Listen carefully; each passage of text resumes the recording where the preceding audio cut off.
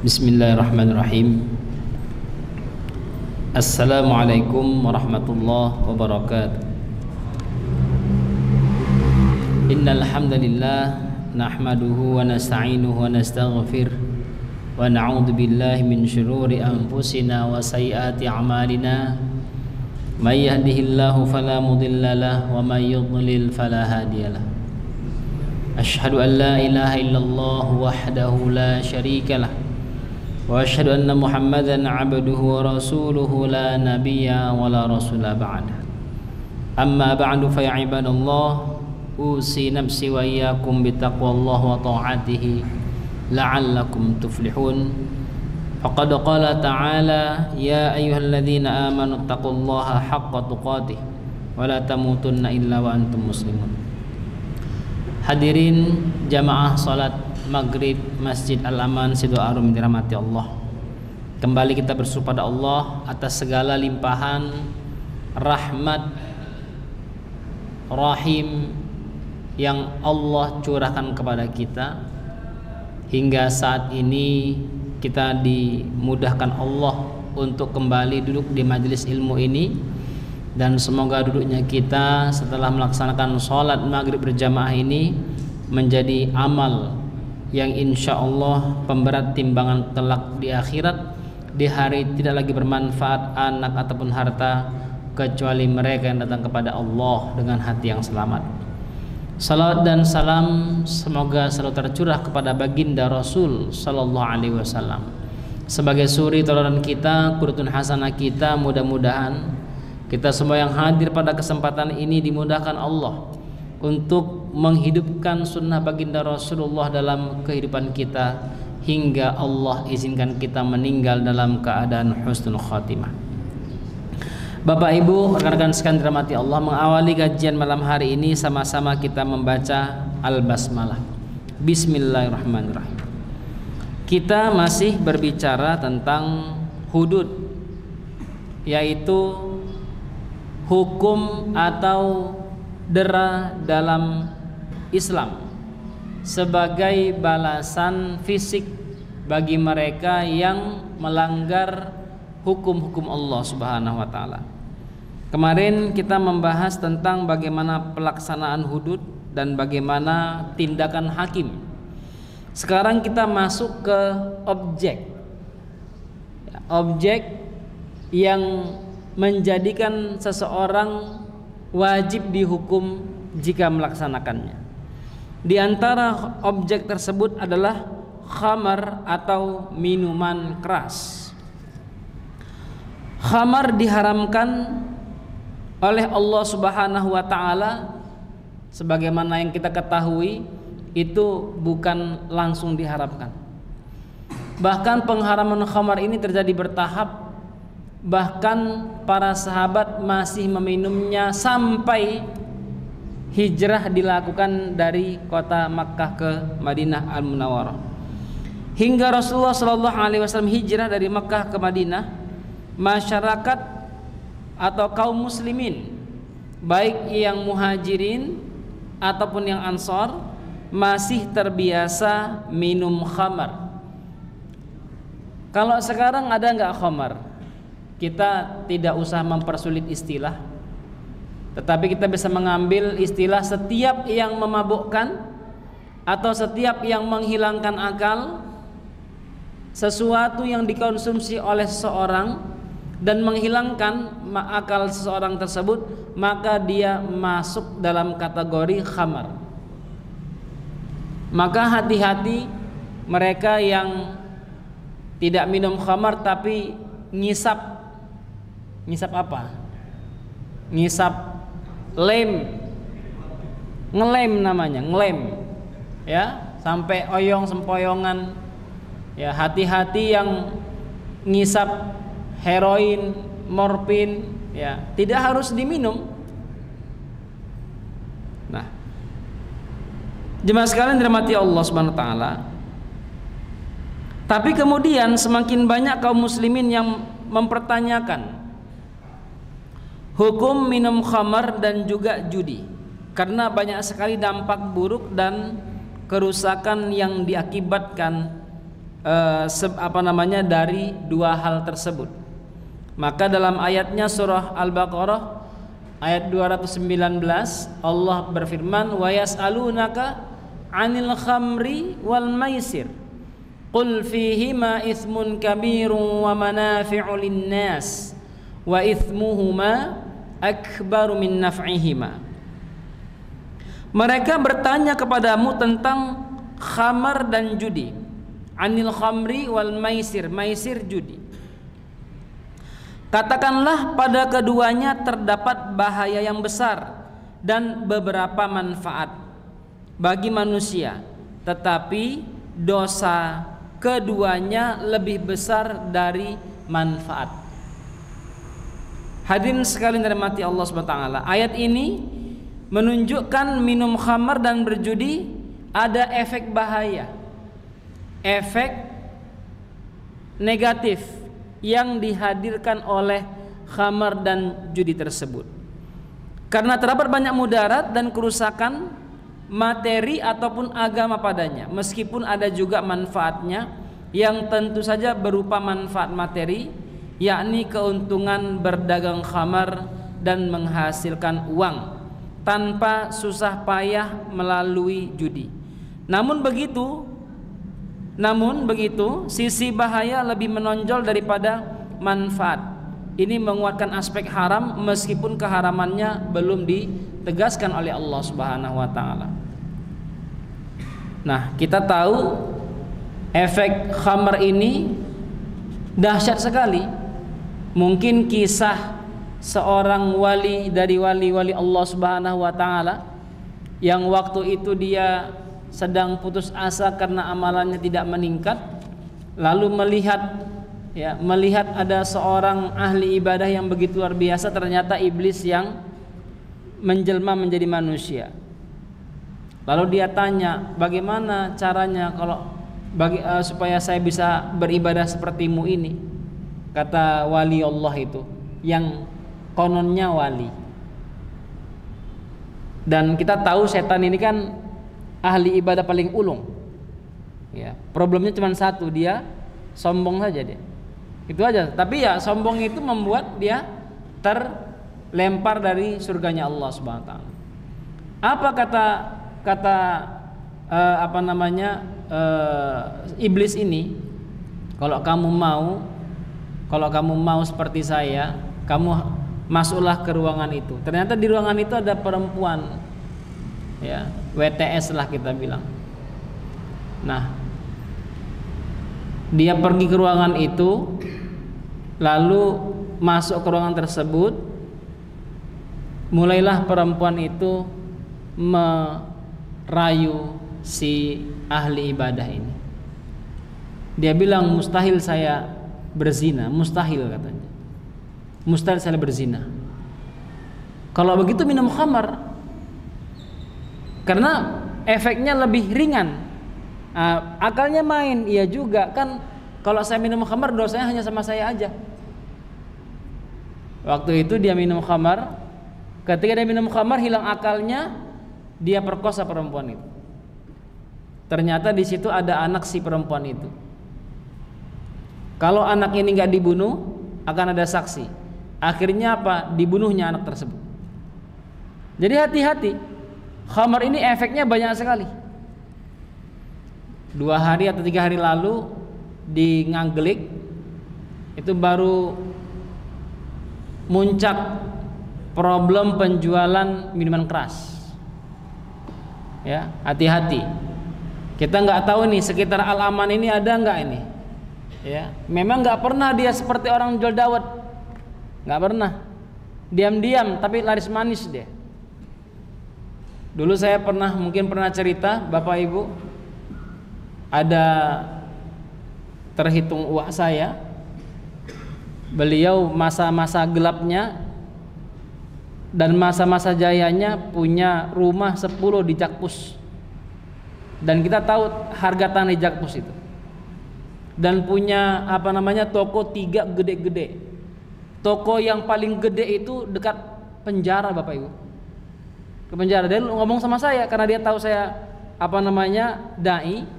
ngomong sama saya, bilang gini, tolonglah bimbinglah Wak ini, kata. Apa itu Wak? Saya bilang, Wak ini masa silam itu gelap sekali. Wak jual minuman keras dekat penjara katanya. Itu paling laris minuman keras katanya. Dan yang paling banyak beli orang penjara katanya. Yang beli sipirnya. Sipirnya dibayar, ya, beli minuman khamar dikasih sama orang-orang penjara itu. Jadi dahsyat Bapak Ibu, dahsyat sekali. Tahun 2000 kami mengadakan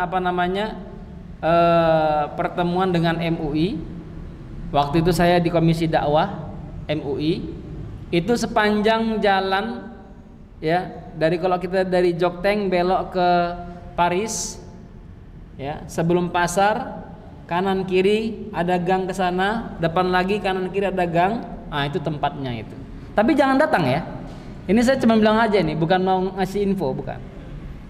Nah, itu teman-teman dari dari aktivis keislaman datang sampai hampir perang di situ. Kenapa? Tidak ada counter. Dari pemerintah tidak ada counter. Nah, naasnya di DPRD nggak bisa diketok ini, palunya nggak bisa diketok. Ternyata ketua komisinya produsen itu, Bapak Ibu. Saya nggak mau ngasih tahu dari fraksi mana deh. Dia pantasan aja nggak bisa ketok-ketok. Kenapa? Yang mengetok, waduh, nanti kalau saya ketok tutup perusahaan saya. Jadi bahaya sekali. Dan mohon maaf Bapak Ibu yang dirahmati Allah Subhanahu wa taala, ini yang minum khamar ini sekarang itu bukan hanya laki-laki. Ya. Perempuan dan laki-laki, hati-hati anak-anak kita Bapak Ibu. Anak-anak kita yang sering keluyuran malam, ya, nggak usah ditanyalah apa pekerjaannya deh. Kami ada agenda tahajud bareng. Saya berangkat kurang lebih dari pesantren jam 3 lebih kalau saya itu. Kemudian perempatan Selokan Mataram yang UGM. Nah, saya belok di pojokan itu masih ramai anak-anak muda, Pak. Masih ramai anak-anak muda, Pak. Laki-laki perempuan. Ya, saya husnuzon mungkin baru tahajud bareng, Pak. Ya, mungkin. Nah, maka harus hati-hati di Ngaglik karena tinggi peredarannya, baru pada protes, komplain, ya, dan membuat pernyataan sikap. Hati-hati, itu kan baru Ngaglik yang kedetek. Belum di tempat kita, nggak tahu apakah ada atau tidak. Allahu alam bisawab, karena mainnya main cantik Bapak Ibu. Ya. Mainnya main cantik mereka. Nah, apa yang Allah sampaikan tentang manfaat mudarat itu menguatkan aspek haram, sehingga keluar kaidah segala sesuatu yang mudaratnya lebih besar daripada manfaatnya, maka hukumnya haram. Segala sesuatu yang manfaatnya lebih kecil daripada mudaratnya, maka masuk hukum haram. Setelah itu Allah Subhanahu wa taala menurunkan pengharaman khamar saat sedang sholat. Allah Subhanahu wa taala berfirman, ya ayyuhalladzina amanu la taqrabus sholata wa antum sukara hatta ta'lamu ma taqulun.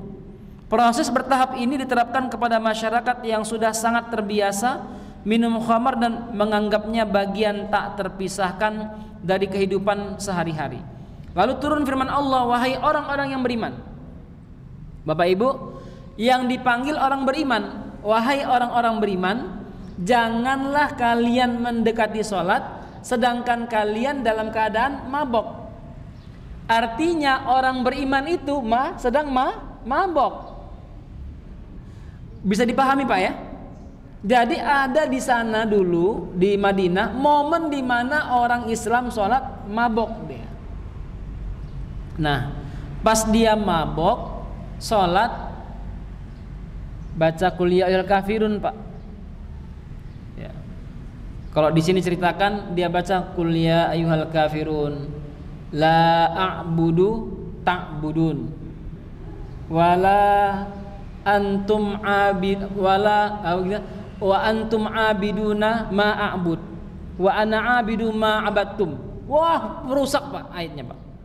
Rusak ayatnya. Didengar Rasulullah SAW. Ya, didengar Rasulullah SAW, lalu turunlah ayat tersebut. Nah, orang tersebut yang namanya di sini tidak disebutkan membaca dan tidak pernah menyebutkan saya tidak menyembah apa yang kalian sembah, tapi sebaliknya saya sembah apa yang kalian sembah dan kalian menyembah apa yang kusembah. Ya, walau akhirnya betul lakum dinukum waliyadin, betul dia, tapi dia nggak paham apa yang dia bacakan. Nah, Bapak Ibu yang dirahmati Allah Subhanahu wa taala, sisi pertama itu. Sisi kedua, waktu itu penanaman tentang nilai sholat sudah sampai pada puncaknya, sehingga para sahabat apapun ceritanya, sadar tidak sadar mereka harus sholat. Ketika turun larangan mendekati sholat saat mabok, mereka nggak kuat hatinya, nggak kuat. Wah, bahaya nih, bahaya nih. Berarti saya harus ngatur dulu nih minum khamrnya kapan ini. Kalau saya minum khamr jam 10, efeknya 8 jam misalnya gitu. Wah, bakalan nggak bisa sholat.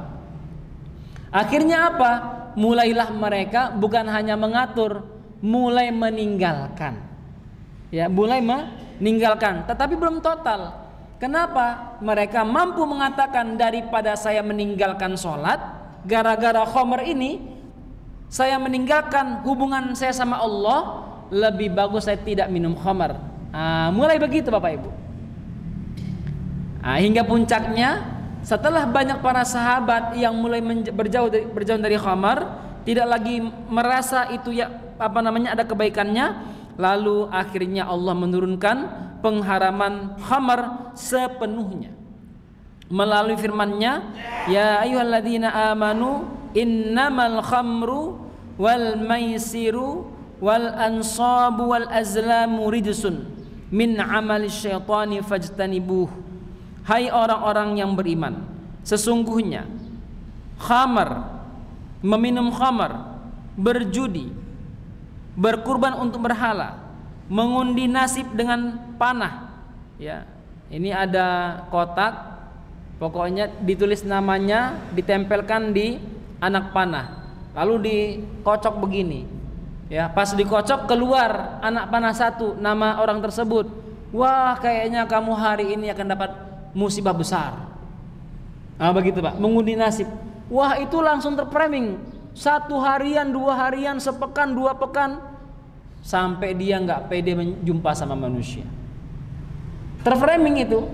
Nah, itu disebut dengan mengundi nasib dengan panah. Kata Allah adalah rijs, kenistaan dan termasuk perbuatan syaitan. Fajtanibu, maka jauhilah perbuatan-perbuatan itu agar kamu mendapat keberuntungan.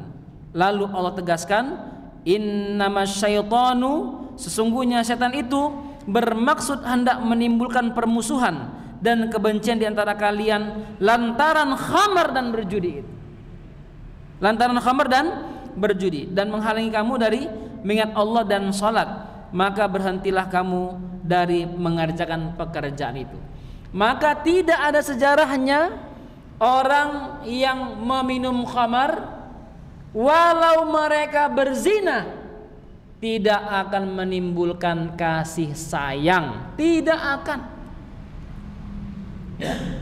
Kenapa? Karena puncak hubungan seorang itu sering sekali disimbolkan dengan berzina itu atau berhubungan badan.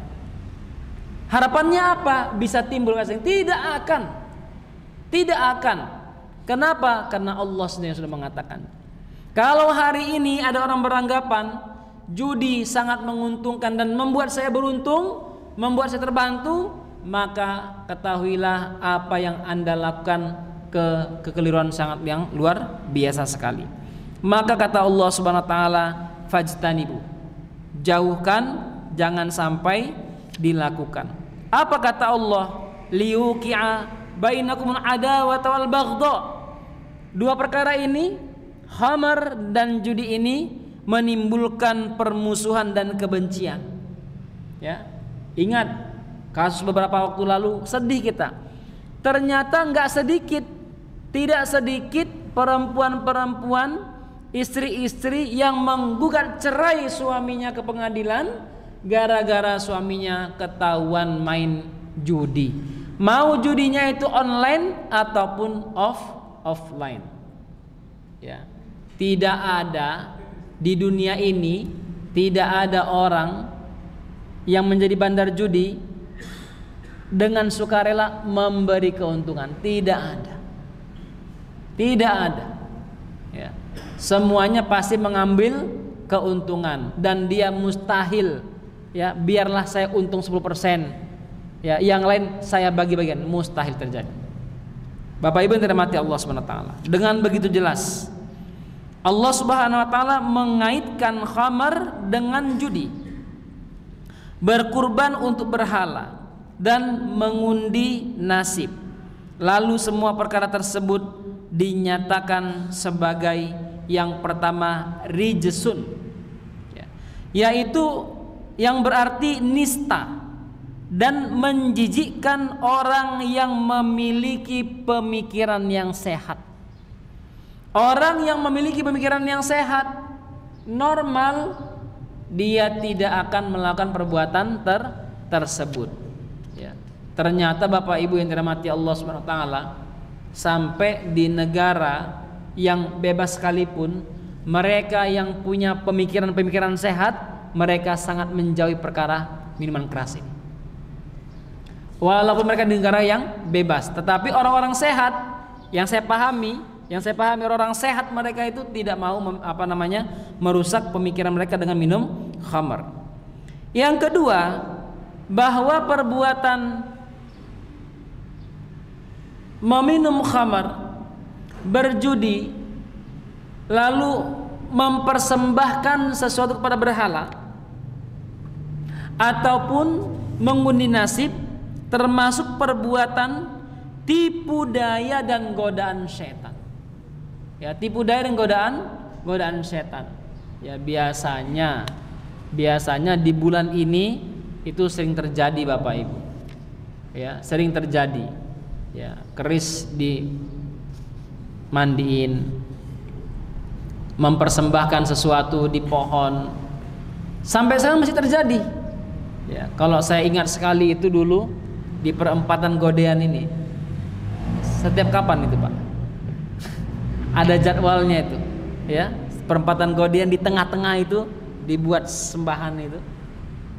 Sana kemudian di beberapa tempat saya nggak tahu, kayaknya 4 mata angin dari 0 km 4 mata angin itu dibuat itu. Yang ketiga, jika demikian adanya, maka seharusnya ditinggalkan dan dijauhi agar manusia siap meraih kemenangan dan keberuntungan. Orang-orang Persia, orang-orang Romawi, nggak kuat mereka melawan kaum muslimin. Kenapa? Karena kaum muslimin selalu on, ya, selalu on. Dan kita tahu kisahnya pembukaan kota Damaskus, Bapak Ibu, pembukaan kota Damaskus yang sulit ditembus oleh kaum muslimin. Waktu itu di antara panglimanya adalah Khalid bin Walid. Susah ditembus. Lalu dapat kabar 2 hari lagi rajanya ulang tahun. Biasanya kalau ulang tahun pesta pora, besar-besaran, ya. Dan simbol pestanya pasti minum khamar. Apa kata Khalid? Kalau begitu kita menunggu kemenangan. Menunggu kemenangan, sabar aja. Ditunggu sampai pesta kedengaran, oh sedang pesta. Baru larut malam kaum muslimin naik ke ke benteng Damaskus. Masya Allah, pintu gerbang yang tertutup rapat tidak bisa dibuka, dengan mudahnya dibuka oleh kaum muslimin dari dalam.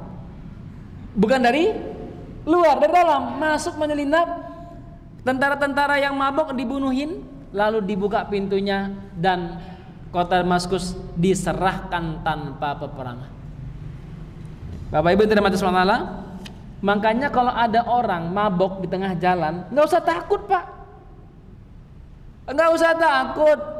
Kenapa? Ini orang lagi tidak bisa mengendalikan akalnya, tidak bisa mengendalikan dirinya. Lah kita orang sehat mampu mengendalikan diri kita. Jangan takut sama orang yang sedang mabok, karena dia perlu diselamatkan, bukan ditakutin, perlu diselamatkan. Bapak Ibu yang dirahmati Allah Subhanahu wa taala. Yang keempat, bahwa setan memiliki tujuan menjadikan khamar dan judi ini menjadi bagian yang paling asik dalam pandangan manusia. Apa tujuannya? Menjadikan menghias mata manusia dengan khamar dan judi. Yang satu terhiasi dengan khamar, kalau saya minum dunia menjadi lapang, pikiran menjadi terang, ya. Begitulah pandangan mereka. Yang main judi, pas masang bandar menang dia. Wes, menang sekali 20 juta, apalagi 2 kali, apalagi 3 kali, ya. Mungkin sama bandar dimenangkan dia yang kedua, mulai yang ketiga berkurang uangnya, berkurang uangnya, sampai tahap impas. Udah impas, apa katanya? Kemarin aja menang kok, banyak untungnya, ulah ini baru kalah dikit, nggak apa-apa, ya. Mulai masang taruhan, berkurang uangnya, sampai akhir tertantang, wah ini harus kembali modal, ya. Tadi nggak apa-apa, penting menang lagi, nanti bisa selesai. Akhirnya Bapak Ibu yang dirahmati Allah, bukan hanya saja gaji yang dikorbankan, sampai sertifikat rumah dan sertifikat atau gaji bulanan juga sudah dihabiskan untuk itu. Hati-hati. Nah, dijadikan indah di pandangan manusia, hingga mereka tidak mampu lagi menghindari perbuatan tersebut dan menimbulkan permusuhan dan kebencian akibat melakukannya. Ini merupakan kerusakan dari sisi duniawi, dan berat sekali kalau itu sampai menjadikan manusia bercerai dengan keluarganya. Yang kelima, tujuan lainnya dari setan menghiasi hal ini dalam pandangan manusia adalah memalingkan manusia dari zikir kepada Allah Subhanahu wa taala dan melalaikannya dari salat. Ini merupakan kerusakan agama, dan semua faktor itu mengharuskan agar menghentikan semua perbuatan tersebut, ya. Makanya sampai pada tahap kata Rasulullah, kullu muksirin walau qalil fahuwa haram. Setiap yang menghilangkan akal walaupun sedikit maka menjadi haram, ya. Kalau dulu kami di Medan itu Pak, ada beberapa orang itu menenggak minuman, bahasa kita kamput itu Pak. Satu ini nggak berefek Pak, nggak ngefek dia, nggak mabuk dia. Ternyata udah istiqomah tiap hari Pak, ya. Minum 2, oh masih nggak apa-apa, masih oke. Minum 3, 4 baru terasa Pak. Tetapi walaupun dia nggak terasa, jangankan 1 gelas, setetes aja masuk ke mulutnya, selama itu bagian dari yang muksirin, memabokkan, maka hukumnya adalah haram. Bapak Ibu yang dirahmati Allah Subhanahu wa taala, ayat-ayat yang tadi kita sebutkan, baik di surah Al-Baqarah, An-Nisa dan Al-Maidah yang terakhirnya itu merupakan ayat yang paling terakhir tentang hukum khamar. Ayat ini memastikan pengharaman khamar sepenuhnya. Abad bin Humaid meriwayatkan dari Atha, bahwa yang pertama yang diturunkan terkait masalah khamar adalah firman Allah dalam surah Al-Baqarah 219. Kaum muslimin menanggapinya secara berbeda. Sebagian mengatakan kami tetap meminumnya karena alasan manfaat, masih ada manfaatnya. Ya, di antara manfaatnya apa? Membuat blank, Pak. Membuat blank. Kalau blank, hidup terasa nikmat. Kata mereka, saya nggak tahu loh ya. Saya nggak tahu loh ini. Kata mereka begitu. Sebagian lain berkata, tidak ada kebaikan pada sesuatu yang mengandung dosa. Kenapa? Karena yang bicara iman. Yang bicara iman di sana. Berikutnya turunlah firman Allah Subhanahu wa taala, "Hai orang-orang yang beriman, janganlah kamu sholat sedangkan kamu dalam keadaan mabok hingga kamu mengerti apa yang kamu ucapkan." Kaum muslimin juga menanggapi ayat ini secara berbeda-beda. Sebagian berkata kami akan meminumnya sambil duduk-duduk di rumah. Sebagian lain berkata tidak ada kebaikan pada sesuatu yang menghalangi kita dari sholat bersama kaum muslimin. Akhirnya turunlah firman Allah, "Hai orang-orang yang beriman, sungguhnya khamar, berjudi, berhala, mengundi nasib dengan panah adalah rijs, kenistaan dan termasuk perbuatan syaitan, maka jauhilah perbuatan tersebut agar kamu mendapat keberuntungan. Sesungguhnya setan itu bermaksud hendak menimbulkan permusuhan dan kebencian di antara kamu lantaran meminum khamar dan berjudi dan menghalangi kamu dari mengingat Allah dan sholat. Maka tidakkah kamu berhenti dari mengerjakan pekerjaan tersebut?" Surah Al-Maidah ayat 90 sampai 91. Melalui ayat ini Allah melarang mereka melakukan, maka mereka pun menghentikan perbuatan tersebut. Pengharaman ini terjadi setelah perang Ahzab. Ya, perang Ahzab sama dengan perang apa Bapak Ibu? Yang diterangin Ustaz Rashid, perang apa? Perang Khandaq. Ya. Apa namanya yang menggali parit, perang Ahzab ya namanya, perang Khandaq. Menurut Qatadah, Allah mengharamkan khamar melalui surat Al-Maidah setelah perang Ahzab. Perang ini terjadi pada tahun 4 atau 5 Hijriah. Ibnu Ishaq menuturkan bahwa pengharaman tersebut ditetapkan pada masa perang Bani Nadir yang menurut pendapat yang lebih kuat terjadi pada tahun 4 Hijriah. Ad-Dimyati menyatakan dalam karyanya As-Sirah bahwa khamar diharamkan pada tahun perjanjian Hudaibiyah, yaitu tahun 6 Hijriah, yang mana kita tahu perjanjian Hudaibiyah dilakukan di Makkah Al-Mukarramah. Ketegasan Islam dalam mengharamkan khamar. Karena pembacaan kita tentang khamar tadi, maka di sini mau kita tekankan lagi bahwa pengharaman khamar sangat selaras dengan ajaran-ajaran Islam. Yang salah satu tujuannya adalah melahirkan sosok muslim yang kuat, baik fisik, jiwa maupun akalnya. Sementara khamar tidak diragukan lagi dapat melemahkan kepribadian dan meruntuhkan pilar-pilar kekuatannya, terutama akal. Seorang penyair berkata, "Aku menenggak khamar hingga kehilangan akal.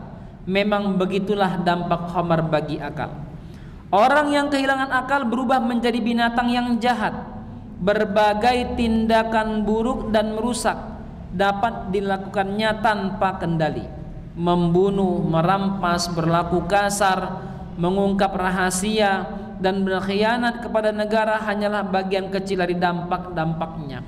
Selain menghancurkan diri sendiri, juga sahabat dan tetangga, bahkan siapa saja yang pernah berdekatan dengannya." Ali radhiyallahu anhu pernah punya pengalaman pahit dalam masalah ini bersama pamannya Hamzah radhiyallahu anhu. Ketika itu Ali radhiyallahu anhu punya 2 ekor unta yang dipersiapkan untuk mengangkut idkhir, sejenis tumbuhan berbau wangi, dan menjualnya kepada pengrajin emas Yahudi. Ali radhiyallahu anhu bermaksud menggunakan hasilnya untuk membiayai walimah pernikahannya dengan Fatimah radhiyallahu anha. Pada saat yang sama, pamannya Hamzah sedang minum khamar bersama sekelompok orang Ansor dan dihibur oleh seorang budak wanita biduan. Ini sebelum turun keharaman khamar. Melalui lirik lagu gubahannya, penyanyi tersebut memprovokasi Hamzah agar menyembelih kedua unta milik Ali radhiyallahu anhu dan mengambil bagian yang paling berharga lalu menyantapnya. Hamzah pun segera bangkit lalu mengambil bagian punuk dan hati unta tersebut, dimakan, ya, langsung dimakan sama dia. Mengetahui kejadian itu, Ali merasa sangat sedih dan tak kuasa menahan diri.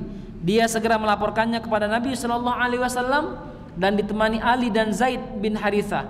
Nabi segera mendatangi Hamzah radhiyallahu anhu.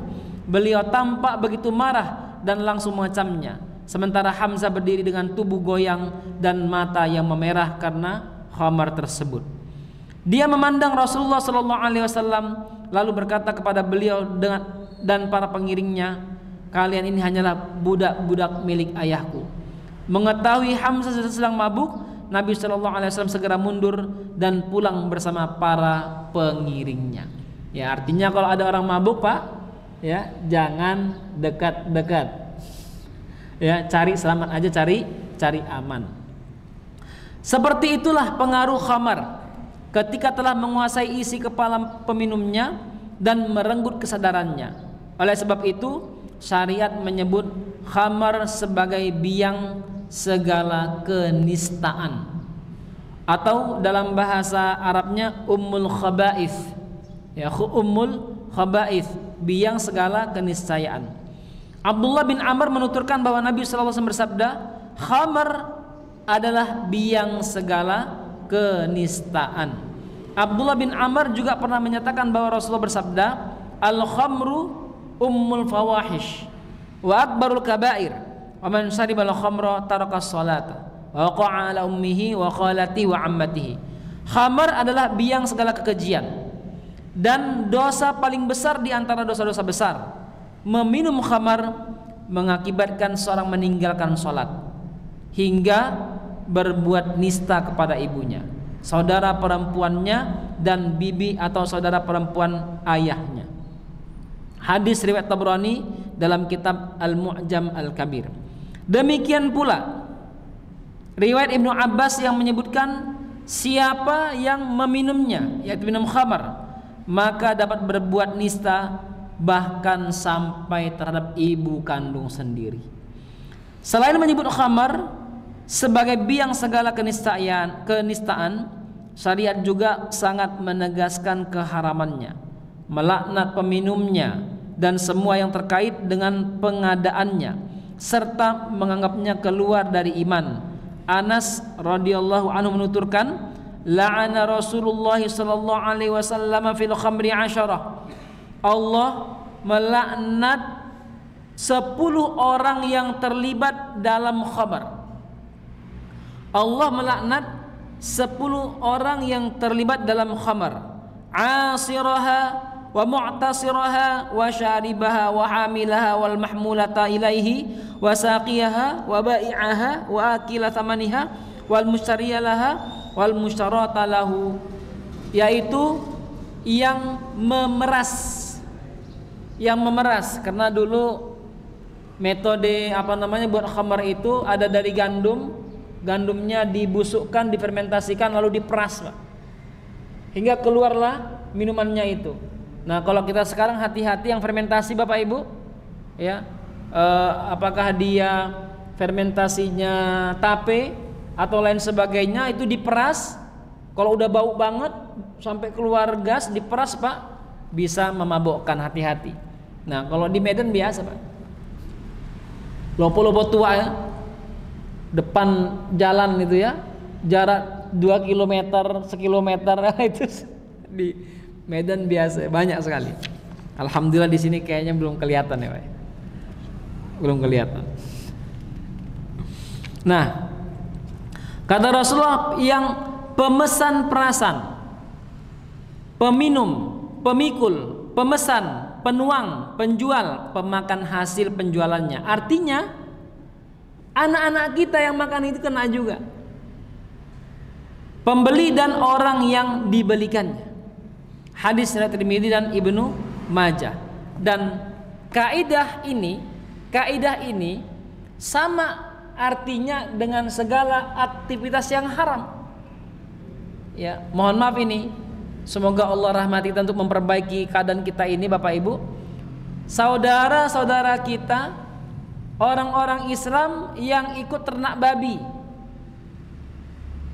Sampai sekarang yang ikut ternak babi, anak-anaknya makan dari hasil penjualan ternak babi itu, maka mereka termasuk dalam hal ini juga.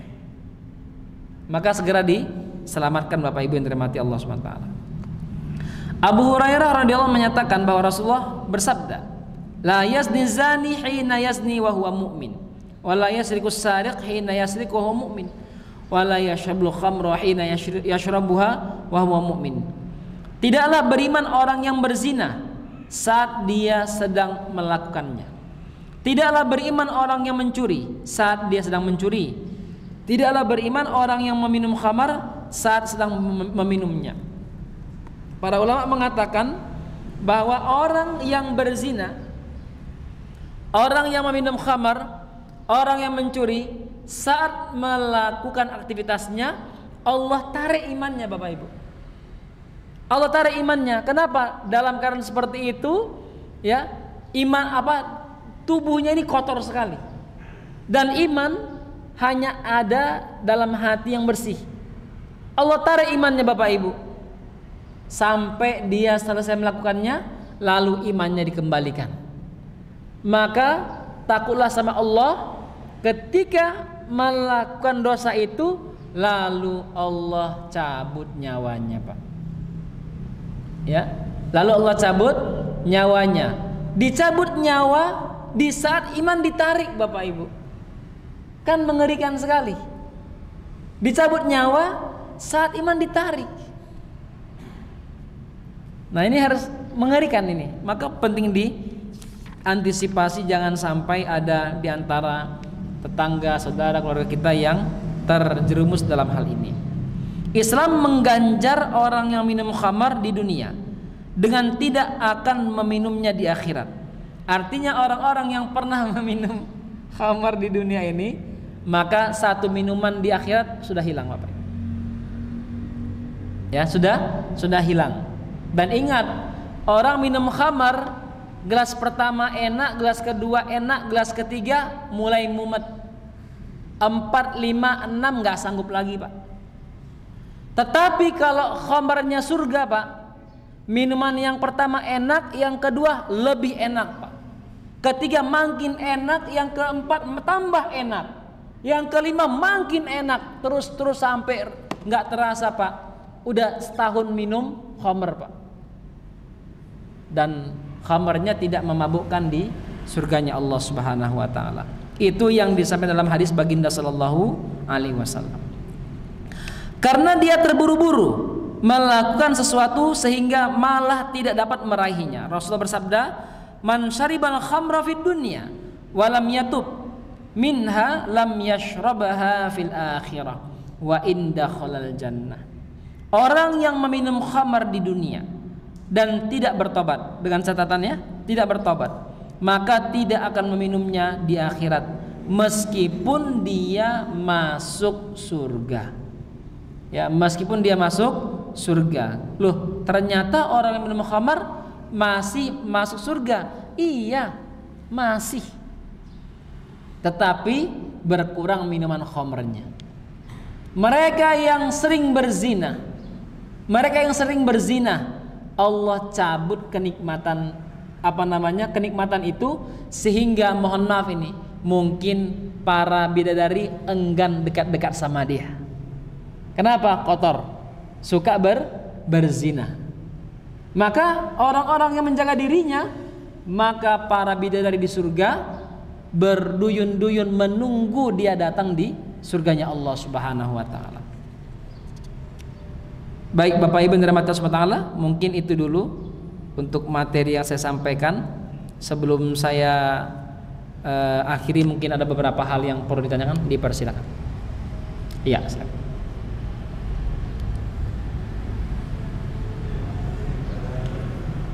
Ya.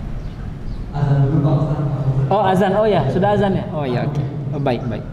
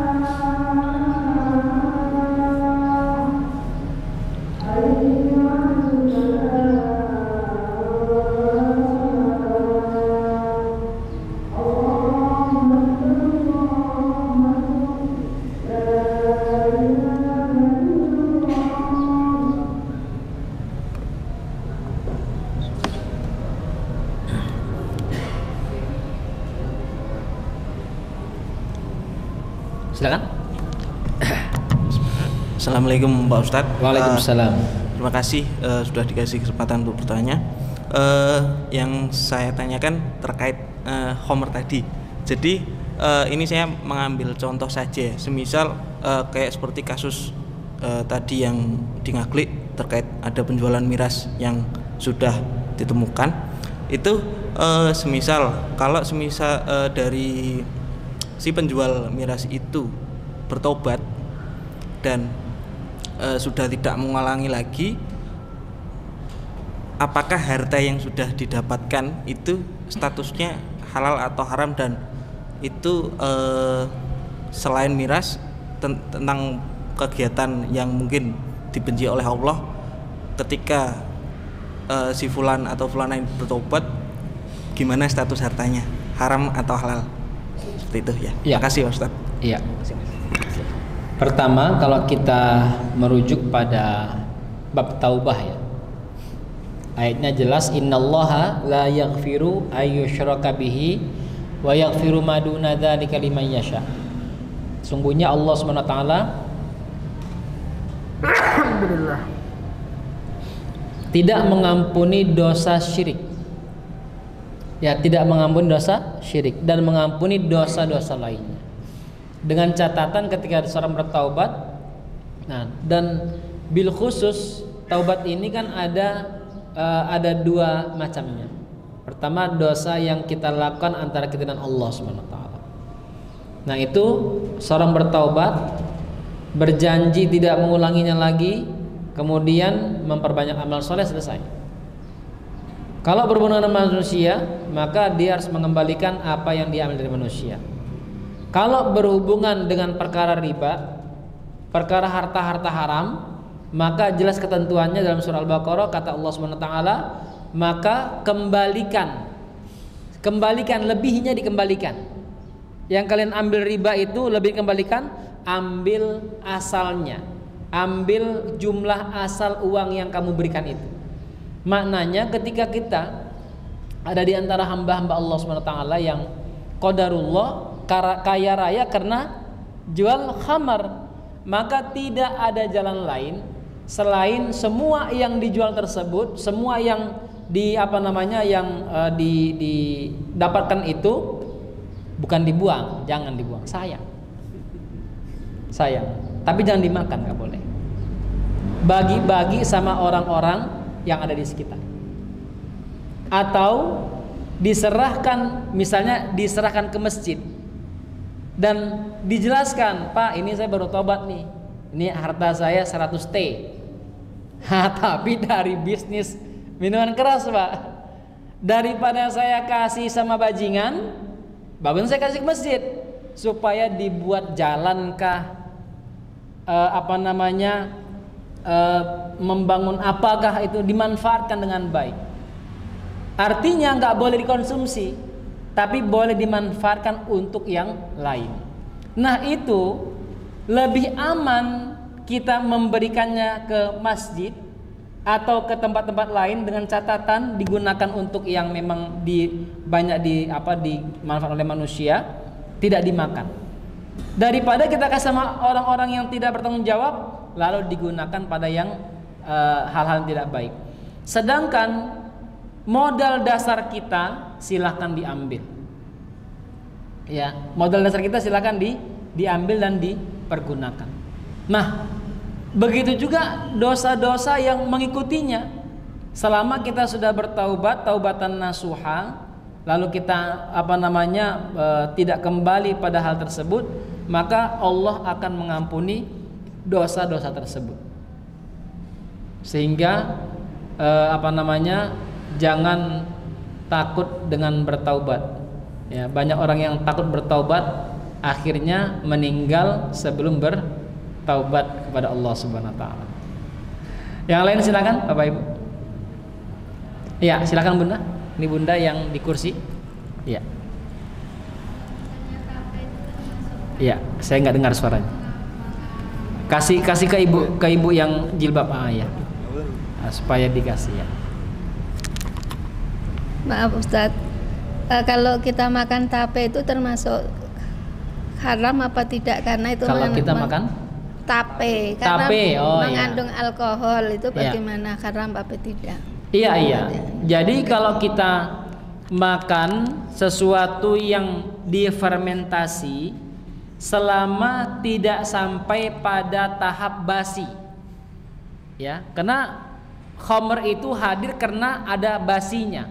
Sudah basi dia baru diperas, baru diperah. Kalau dia nggak basi, maka dia nggak dikatakan khamr. Karena sudah terjadi fermentasi dan pembusukan, itulah akhirnya hadir yang namanya khamr tersebut. Kalau di Indonesia itu rata-rata dari tape atau dari nira yang dibusukkan, difermentasikan, jadilah tua. Kalau di daerah Arab karena konteksnya di Arab itu ada yang difermentasikan dari kurma, ada dari gandum, ada dari anggur, difermentasikan, disimpan lama, ya, apakah disimpan 3 hari, 1 pekan, sampai siap diminum, itu namanya khamar. Sedangkan sebelum terjadi fermentasi, sebelum terjadi penguraian dari bahan tersebut, masih bentuknya sempurna, tidak dikatakan khamar. Begitu. Jadi kalau kita makan tape, sah-sah saja selama tapenya dipastikan tidak tidak bergas dan tidak menghasilkan alkohol. Begitu ya. Baik Bapak Ibu, mungkin itu dulu untuk hari ini. Semoga Allah rahmati kita. Pembahasannya masih ada beberapa. Insya Allah pekan depan kita masih berbicara tentang perkara ini, karena mungkin sebagian kita menganggap bahwa khamar ini, pengharaman ini hanya di Islam. Mungkin, dan kita akan bahas insya Allah bagaimana pandangan agama tentang khamar pada pekan yang akan datang. Mari kita sempurnakan pertemuan ini dengan baca alhamdulillah dan kafaratul majelis. Alhamdulillah alamin, subhanakallahumma wa bihamdika, asyhadu an la ilaha illa anta, astaghfiruka wa atubu ilaik. Wassalamualaikum warahmatullahi wabarakatuh.